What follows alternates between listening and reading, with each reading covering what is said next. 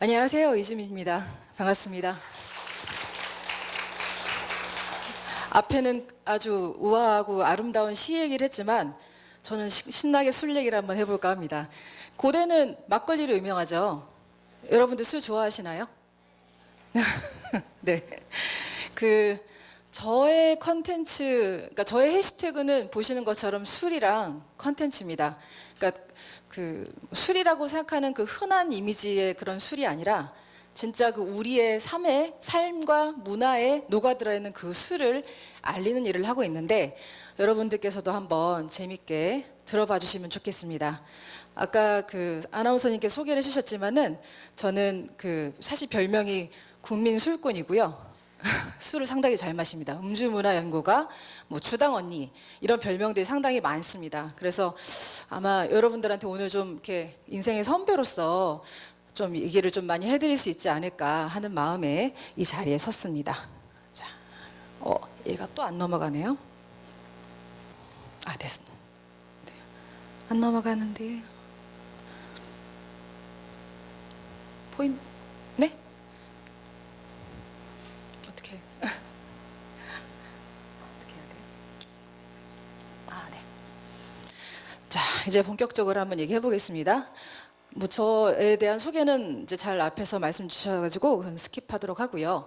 일단 설명하기 전에 여러분한테 한번 물어보고 싶은데 여러분의 인생 삼락은 무엇인가라는 걸 한번 물어보고 싶습니다. 한번 생각해 보신 적이 있나요? 이런 삼락에 대해서 내가 좋아하는 인생의 세 가지, 정말 사랑하는 것 생각해 본 적 있는 분 있으세요?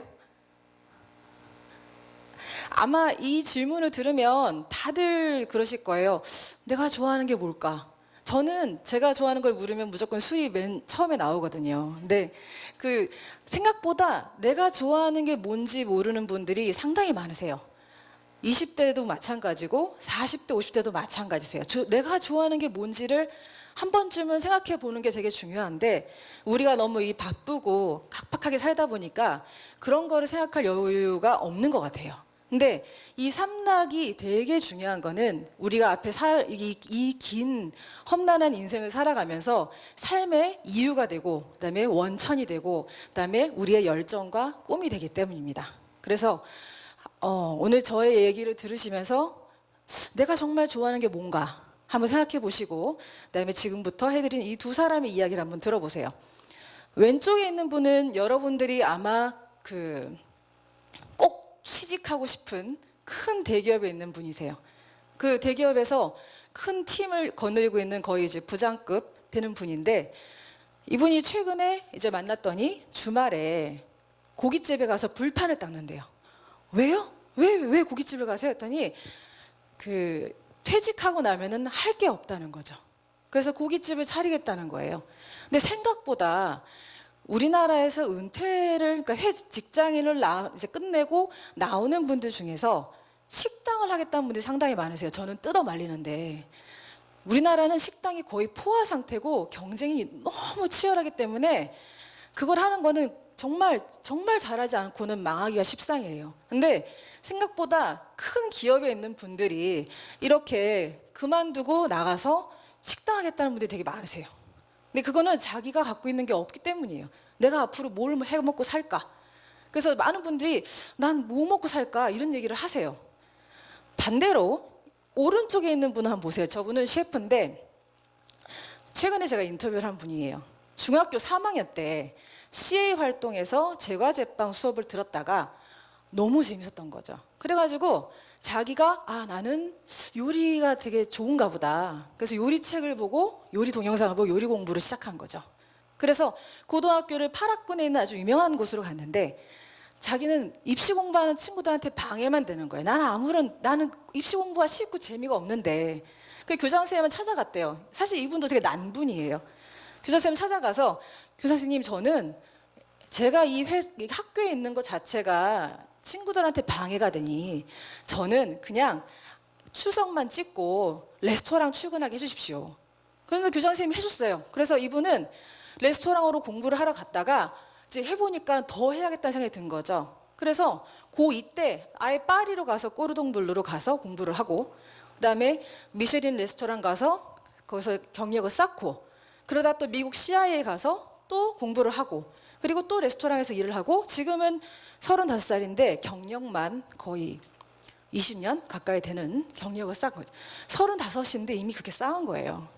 그러니까 이 두 이야기가 너무 다른 거죠.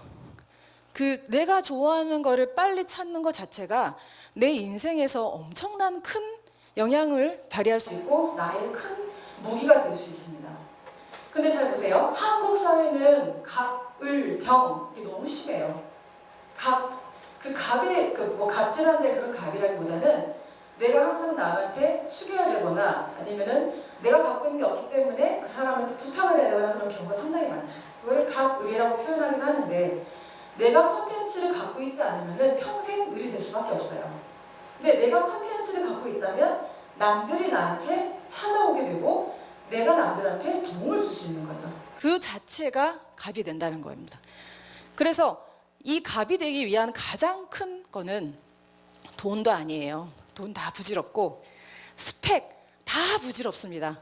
요즘 대학교 가서 직장 들어가서 제가 생각하기에는 맥스 45 정도가 맥스인 것 같아요. 그 이후로는 거의 다 아마 감원퇴직당하거나 회사가 없어지는 경우도 상당히 많습니다. 아무 소용없어요. 그렇게 당하지 않기 위해서는 가장 큰 게 뭐냐? 바로 내 컨텐츠입니다. 나만 할 수 있는 거. 남들한테 없는 거.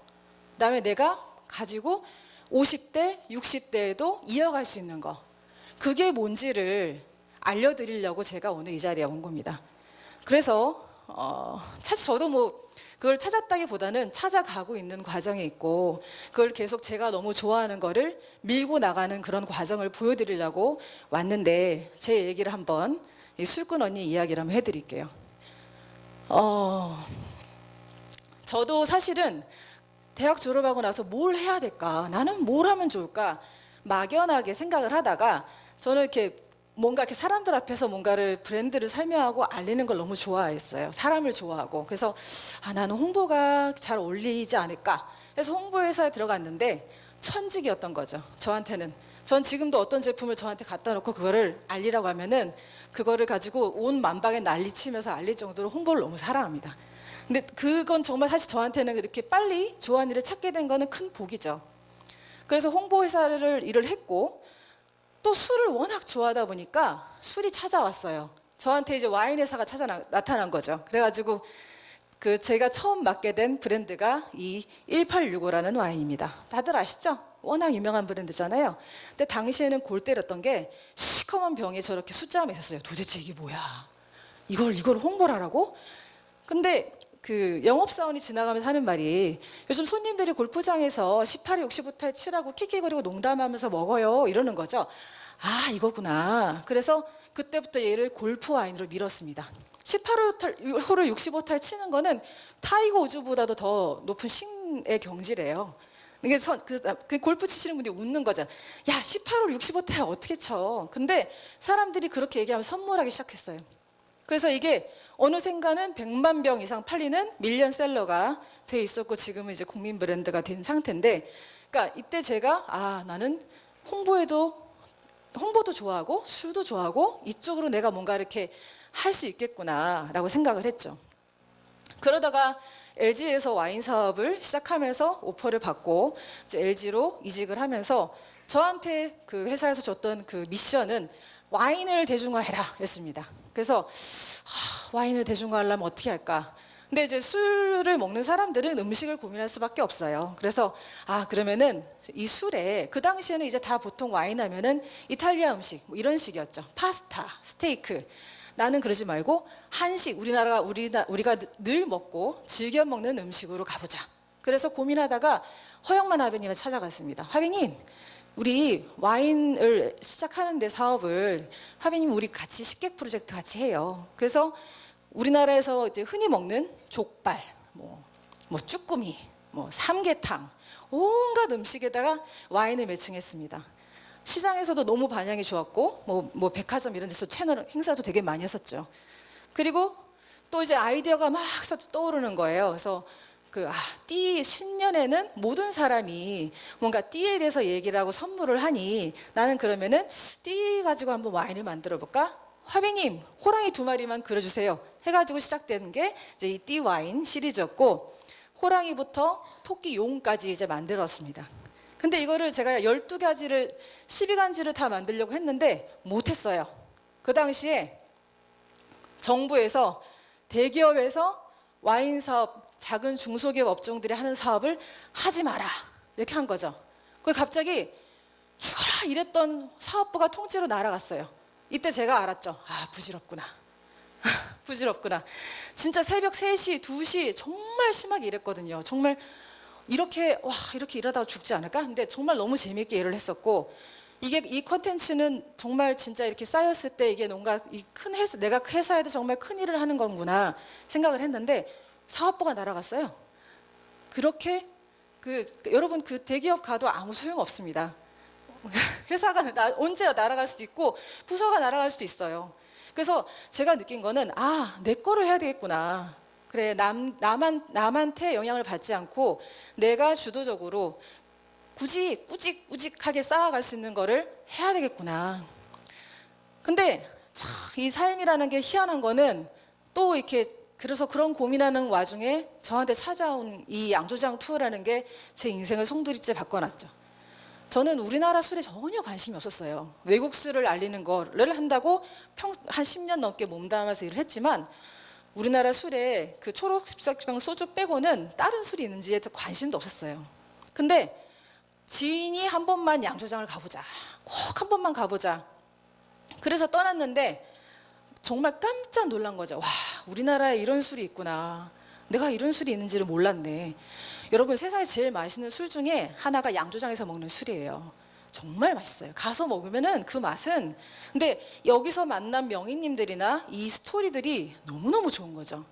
내가 이렇게 평생 외국 브랜드를 위해서 일을 해왔는데 내가 이제는 뭔가 내 땅에서 자고 나란 거를 알려야겠구나 라는 생각을 하고 결심을 하고 만든 게 대동여 주도입니다.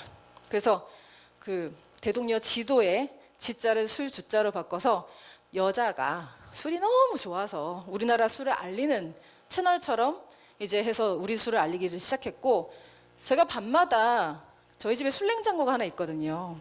그 냉장고 앞에 서가지고 뭘 마실까 항상 봐요. 그거를 보고 이제 제 남편이 언니의 술 냉장고라고 해서 이름을 지어준 게 니술랭 가이드입니다. 그래서 이 2가지를 운영을 하면서 우리 술을 알리는 국민 술꾼으로 활동을 하고 있죠. 네이버에서 이지민 술 치시면은 제가 뭐 하는지 다 보실 수 있어요. 술과 관련된 건 모든 거는 다 저희가 지금 하고 있는 거라서. 자, 그러면은 술 얘기를 조금만 할게요. 우리나라 술의 문제가 뭘까? 여러분, 그 대학교 20살 딱 들어서 1학년 입학했을 때 선배들이 아마 다 그랬을 거예요. 선배가 주는 거니까 마셔. 그죠? 선배가 주는 거니까 마셔. 다 그랬을 거예요. 어른이 주는 거니까 마셔. 우리는 유교 문화이기 때문에 그 술 문화가 그렇게 사실 좀 정착이 되어 있는 부분이 있죠. 근데 그래서 술이 얘가 뭔지를 모르고 받아먹게 되고, 이 술에 대해서 이야기하면 어른이 주는데, 이래서 자기의 의사 표현을 할 수 있는 그런 게 안 돼 있어요. 근데 외국 사람들은 어떤 술을 갖다 주면 그거를 자기가 의사 표현을 합니다. 이 술은 어떻고 어떤 맛이 나고 어떤 느낌이 나고, 그 자체로서 음주 문화가 완전 다른 거죠. 그리고 우린 섞어요. 맛없는 술을 먹으니까. 초록색병 소주 맛없어요. 그러니까 섞죠. 요즘은 깔라 마셔도 난리예요. 하여튼 뭘 섞어야 먹어야 그 맛을 희석시킬 수 있으니까. 그래서 제가 너무 속상한 거는 초록색병 소주를 외국 사람들한테 먹이면은 똑같이 하는 말이 손소독제란 말을 씁니다. 알코올 향이 난다. 정말 싫어요. 이거를 외국 사람들한테 보여주는 것 자체도 싫고 먹이는 것도 싫어요, 저는. 그래서 이 사람들한테 정말 좋은 술을 알려야 되겠다라고 생각을 하고, 여러분들도 희석식 소주가 도대체 뭔지를 알고 드셔야 돼요. 저 소주의 정체는 순도 높은 97% 이상의 알코올입니다. 알코올에다가 물과 감미료를 넣어서 단맛을 이제 그게 어떤 참이슬은 좀 달아, 처음처럼은 어째 이렇게 하는 그 표현이 그 감미료 차이예요. 원액은 똑같이 저 에틸 알코올입니다. 그거를 먹는 거죠.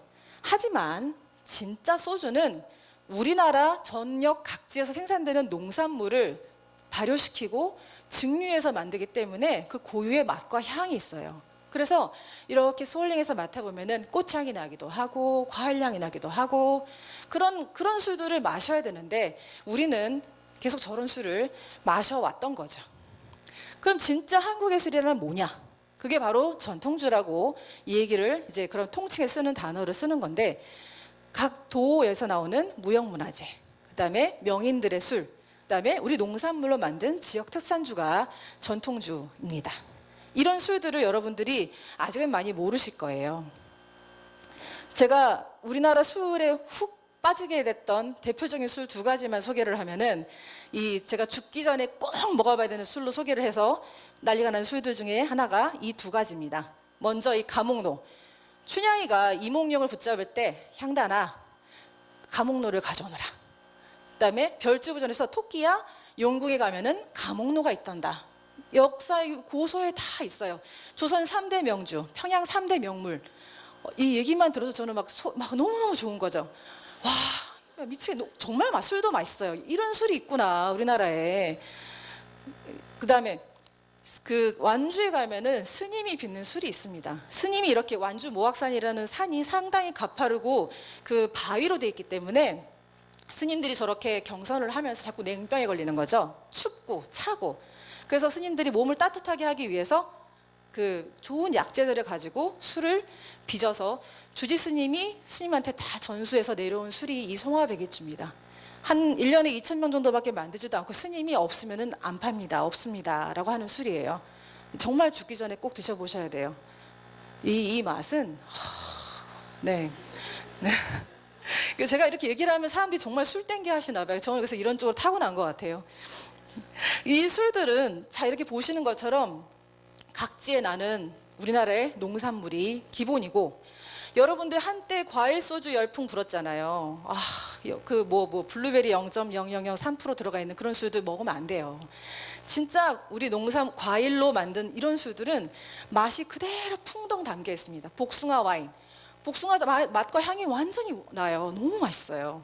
감 와인. 감을 거의 논산 가면 재밌는 곳이 있는데 그 감 와인은 지금 나오는 과메기랑 먹으면 정말 예술입니다.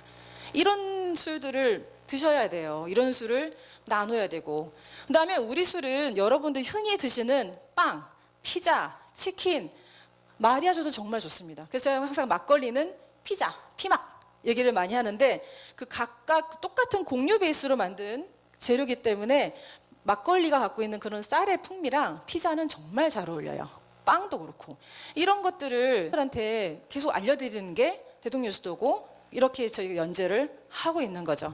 그러니까 지금 제가 이 보여드린 활동들은 정말 제가 좋아서 하는 거예요. 돈을 벌려고 한 것도 아니고 정말 이거는 사명감을 가지고 내가 평생 이거를 죽을 때까지 해야지.